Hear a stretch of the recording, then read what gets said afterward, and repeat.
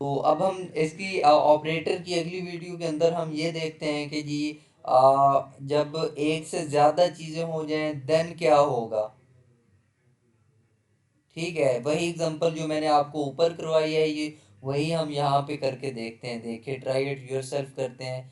अब यहाँ पे थोड़ा सा वो भी कर लेते हैं। Although the operator plus operator is often used to add together two values like the example above, it can also be used to add together a variable and a value, or a variable and another variable।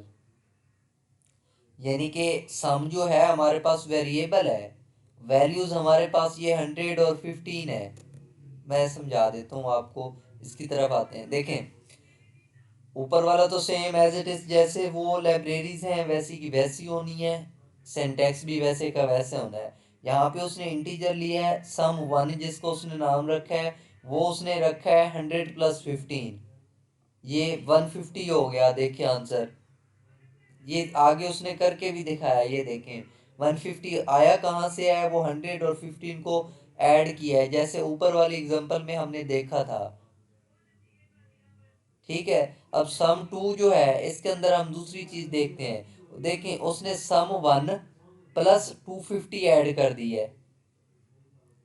अब sum 1 की हमारी value कितनी है, 150 है, और उसने जो दूसरी वैल्यू दे दी है वो है 250।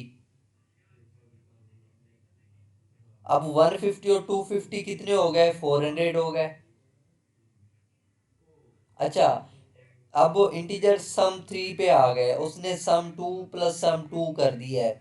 अब sum 2 के अंदर वैल्यू क्या आंसर आ रहा था, 400।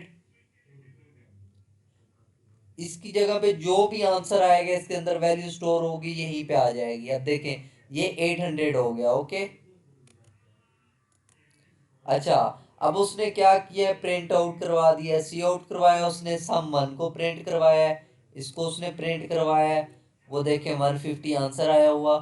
उसके बाद उसने sum 2 प्रिंट करवाया, वो 400 है, तो यहाँ पे 400 आ गया। ये /n लगाने का मकसद है कि नई लाइन में स्टार्ट हो। और फिर उसने काउंट किया, sum 3 सी आउट में प्रिंट करवाया sum 3 के अंदर क्या है जी, sum 2 और sum 2, यानी 400 और 400 कितने हो गए, 800। तो ये हमारा आंसर आ गया। समझ आई है, ये पहले वाली भी गई। जहाँ पे आपको कोई एरर या कोई चीज़ हो आप ना इस चीज़ पे पूछ लिया करो। ओके। उसके बाद वो कहता है कि C++ divided the operator into the following groups: arithmetic group, assignment operator, comparison operator, logical operator और बिटवाइज ऑपरेटर। जिसके अंदर ये आपको ना थोड़ा सा समझा देते हैं ओवरव्यू। बाकी आप प्रैक्टिस करेंगे आपको समझ आ जाएगा। आप देखें वो क्या कहते हैं, ऑपरेटर का साइन ऐड का ये है, एडिशन हो गया। इसका काम क्या है, इसका जी काम है ऐड टूगेदर टू वैल्यूज, यानी दो वैल्यू को ये आपस में स्टोर करता है, जमा करता है। ठीक हो गया। उसके बाद है सब्ट्रैक्शन का, जिसे आम जबान में माइनस कहते हैं। तो अब देखें सब्ट्रैक्शन की उसने, वो क्या कहता है, subtraction to values from another. ये सेम ऐसे ही है कि एक वैल्यू एक्स की है 200, और अगर हम वाई की ले लें 100, तो 200 में से एक्स माइनस वाई करें तो 200 में से 100 करें तो वापसी का जो बचेगा वो 100 बचेगा, वो हमारा आंसर आएगा। यानी यार सिंपली आप ये देख लेना जी, एक वैल्यू 200 है और दूसरी वैल्यू है 100 रुपये। अब हमने सब्ट्रैक्शन करना है तो 200 में से 100 को माइनस करेंगे तो बाकी 100 आंसर आएगा। जैसे सिंपली सब्ट्रैक्शन होती है इसमें भी वही चीज़ है। अब मल्टीप्लिकेशन की तरफ आए तो आपको पता है कि मल्टीप्लिकेशन क्या होती है। ये तो टू वैल्यूज को आपस में मल्टीप्लाई करना होता है। अच्छा,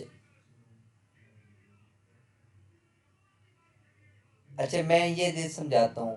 अब हम आते हैं डिवीजन की तरफ। ये तकसीम जिसे कहते हैं कि अब देखें 25 डिवाइडेड बाई 5 हो तो हमारा आंसर क्या आ जाता है, 5 आ जाता है। या 10 डिवाइडेड बाई 2 हो तो 5 आ जाता है। 10 डिवाइडेड बाई 5 हो तो आंसर 2 आ जाएगा, सिंपली वो। बाकी ये परसेंटेज होती है, इसे इस लैंग्वेज में परसेंटेज नहीं बोलते, मॉडुलस बोलते हैं।